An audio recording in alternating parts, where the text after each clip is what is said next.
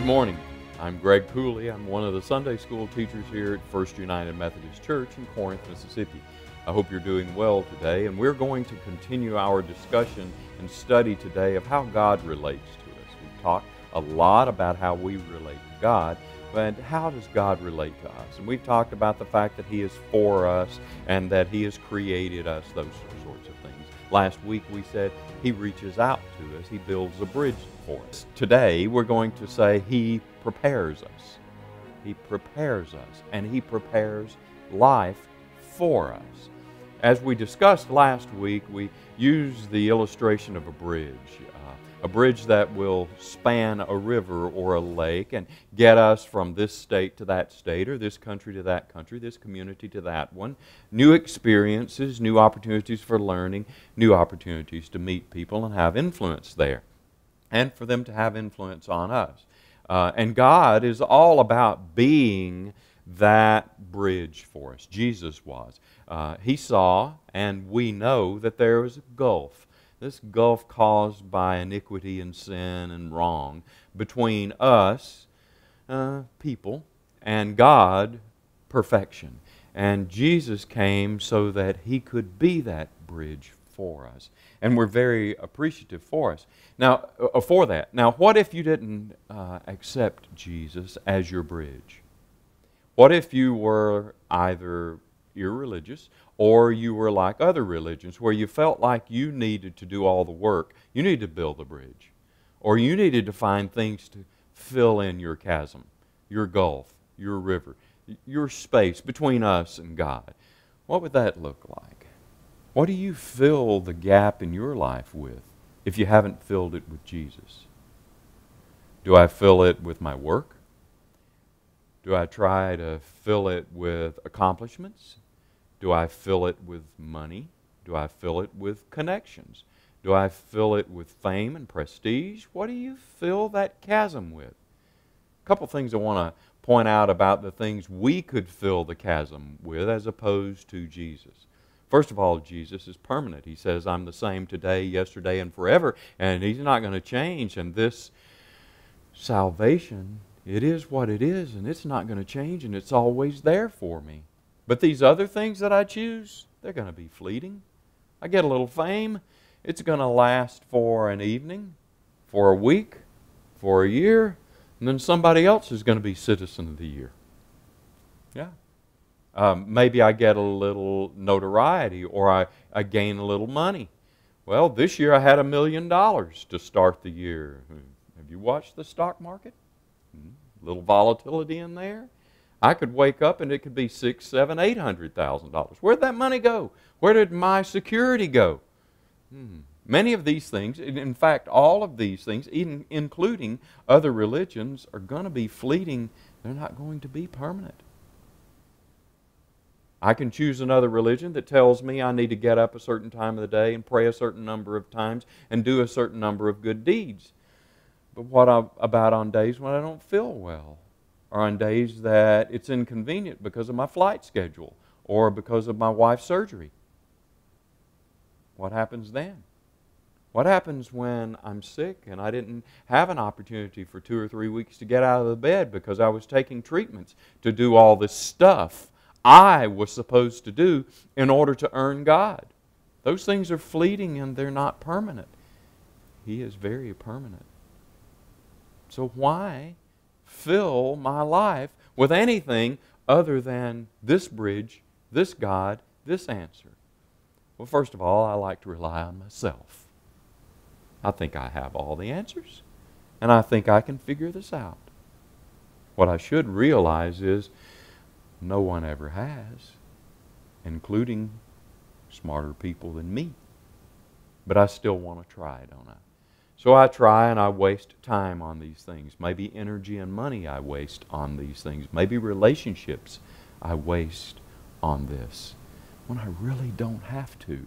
Jesus asked the question, why are you continuing to kick against the pricks? Now that's an old illustration, and it can go back to when we had to deal with animals and cattle and other things. But basically, why are you kicking against the guide rails? Why are you always bumping against the obvious? Why are you trying to fight this? Why do I fight it? I shouldn't. I need to surrender all. So God, He prepares for me by building the bridge. There are two or three illustrations of this. First of all, the illustration of the bridge. The other thing is an illustration I have in my mind of the difference between two different words. The word do, D-O, and the word done, D-O-N-E. Now this side of the equation is the do side. The side that I just described, where I'm trying to do it all. I'm trying to fill it in. This side is the done side. It's over. It's been taken care of. We don't have to worry about it anymore. Jesus and that bridge.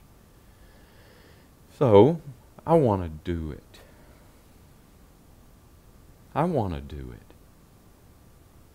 You ever had a 2 or a 3 or a 4-year-old child that was just a little strong-willed? You knew that they didn't need to carry that very, very full glass of milk from the kitchen to the dining room or to their room or to the living room. You knew either they needed to stay in the kitchen with it, or they needed to drink some from the high level, or you needed to carry it for them. Didn't you?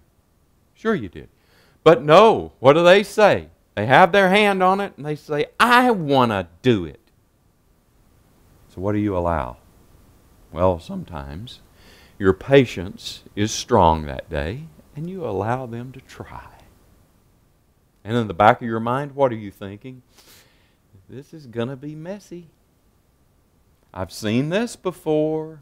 In fact, maybe I tried it. I've seen their older brothers and sisters try this. I've seen children around the neighborhood try it. I may have even seen this child try it before. But I'm going to let it be.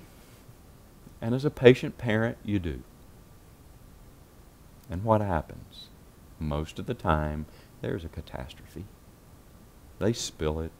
They fall. Something gets stained. Am I not that way with God? Sometimes God comes to me and says, Greg, you don't need to have that conversation. Greg, you need to change your way of thinking there. Greg, you need to open your mind. And I look at God like a bull-headed child looks at their parents, and I say, I want to do it.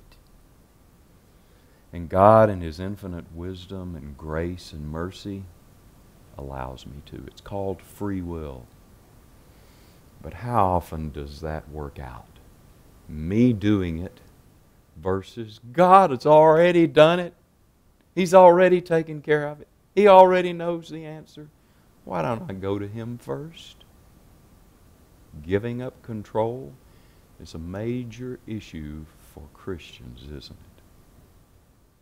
The next illustration here that I want us to think of is what I refer to, and Bill Hybels, famed author and pastor, referred to as the morality ladder.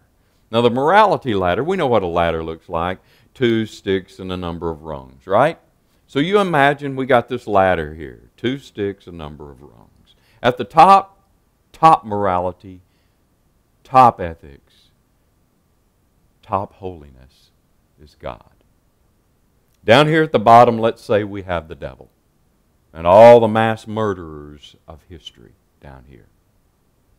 In the middle, all humankind, we fit somewhere on this morality ladder. We're going to be, down here closer to the really, really sinful people. We're going to have made it up in here. And up in here you're going to have Billy Graham and Mother Teresa, right? So let's have a mental picture of that for just a moment.